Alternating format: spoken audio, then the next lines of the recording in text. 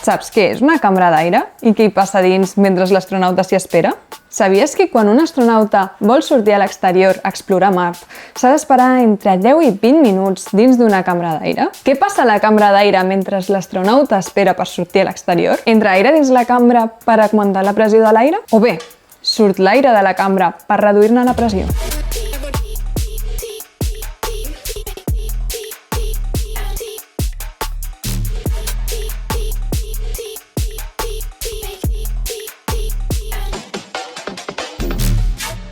Hola, soc l'Helena Àries, tripulant d'Hypatia 2, i avui al Supercampus us explicaré com funcionen les cambres d'aire i el paper clau que juguen en una estació espacial a Mart. A l'espai, les astronautes hem de sobreviure a condicions molt adverses, com ara la radiació solar, les temperatures extremes, la manca d'oxigen o la falta de pressió atmosfèrica. Avui parlarem de la pressió. El nostre cos no pot sobreviure a una pressió atmosfèrica diferent a la que hi ha a la Terra. I això ho hem de tenir en compte quan enviem humans a l'espai o a Mart, on la pressió atmosfèrica és molt diferent. Si la pressió és més baixa, un dels efectes serà que hi ha menys disponibilitat d'oxigen i ens costarà molt més respirar. Per tant, com podem sobreviure a aquesta condició adversa? Doncs igual que fem dins d'un submarí o d'un avió. Modifiquem la pressió de l'estació espacial fent-la similar a la de la Terra perquè el nostre cos hi estigui còmode. Però què és la pressió atmosfèrica? L'atmosfera és una capa d'aire que envolta la Terra i que ens protegeix del Sol. L'aire de l'atmosfera està format per gasos diferents. Pesa moltíssim i exerceix una pressió sobre nosaltres i sobre tot el que està per sota d'ella. Aquesta pressió és la que anomenem pressió atmosfèrica. La pressió atmosfèrica varia en funció de l'alçada i la temperatura en la que estem. Al nivell del mar, la pressió atmosfèrica és de 1013,25 hectopascals, o el que és el mateix, una atmosfera. A dalt d'una muntanya tan alta com la Pica d'Estats, la pressió atmosfèrica pot arribar a ser aproximadament un 30% més baixa.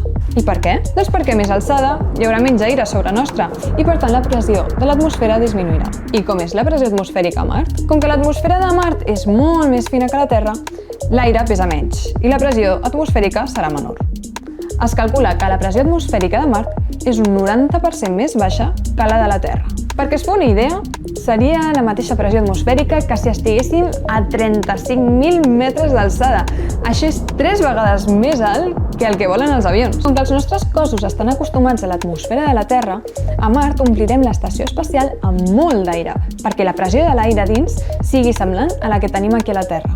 Com veurem, les cambres d'aire juguen un paper crucial, ja que ens ajuden a moure'ns de manera segura entre llocs on hi ha canvis de pressió molt bruscos.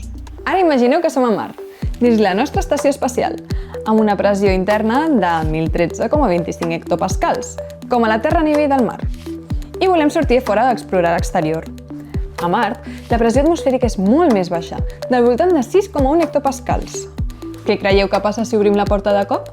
La pressió dins l'estació és més alta que la pressió de l'exterior. Obrir la porta causaria un canvi molt brusc de pressió i l'aire de dins de l'estació s'escaparia ràpidament cap a fora, ja que la pressió a l'interior és molt més gran que a l'exterior. Això podria provocar una pèrdua immediata d'oxigen i posar en risc la seguretat de les astronautes. És el mateix que passa quan inflem un globus i no li fem un nus. Com que la pressió de l'aire dins del globus és més gran que la de fora, l'aire surt disparat cap a fora. Però exactament com de ràpid s'escaparia aquest aire de la nostra estació a Mart? Fem un petit càlcul. La força amb què s'escapa aquest aire ens donarà una idea de com de ràpid s'escapa. Com podem calcular-la? La pressió és la força que s'aplica sobre un cos entre l'àrea de superfície on s'aplica. És el que ens diu aquesta fórmula. Aïllant la F, tenim que la força és igual a la pressió per la superfície. Així doncs, la força en obrir la porta serà la diferència de pressió per la superfície on actua. És el que ens expressa aquesta fórmula d'aquí. La superfície en si serà l'àrea de la porta i la diferència de pressió la calcularem ara. La pressió de l'estació és de 1013,25 hectopascals. La pressió de l'exterior és la pressió atmosfèrica de Mart, 6,1 hectopascals. I la porta serà d'1,5 metres d'ample per 2 d'alçada, és a dir, uns 3 metres quadrats.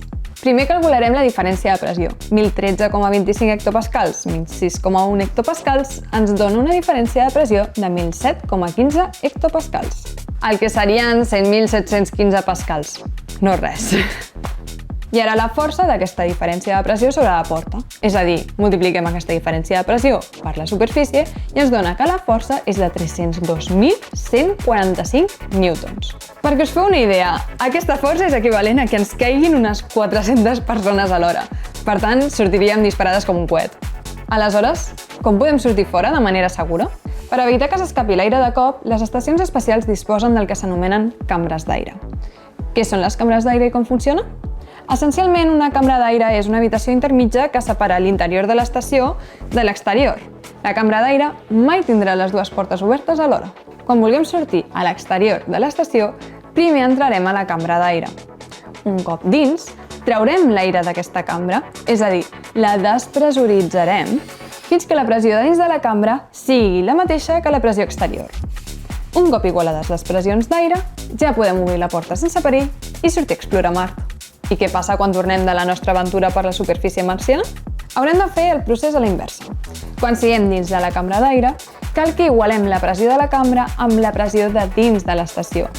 Per tant, ficarem més aire dins d'aquesta cambra perquè aquesta pressió augmenti. És a dir, la pressuritzarem. Un cop la pressió dins de la cambra d'aire sigui la mateixa que a l'interior de l'estació, podrem obrir la porta tranquil·lament i entrar. Els processos de pressurització i despressurització de la cambra d'aire poden durar entre 10 i 20 minuts, depenent de les diferències de pressió i de com de ràpid puguem fer entrar o fer sortir aquest aire. Tornant a la pregunta del principi, què passa dins la cambra d'aire mentre l'astronauta espera per sortir a l'exterior? La resposta correcta és la B. Surt aire de la cambra per tal de reduir la pressió d'aire i igualar-la amb l'exterior. A Hypatia 1, mentre esperàvem dins la cambra d'aire de pressurització, les tripulants de dins de la base ens posaven una mica de musiqueta. Què faríeu vosaltres si haguéssiu d'esperar 20 minuts abans de sortir a l'exterior?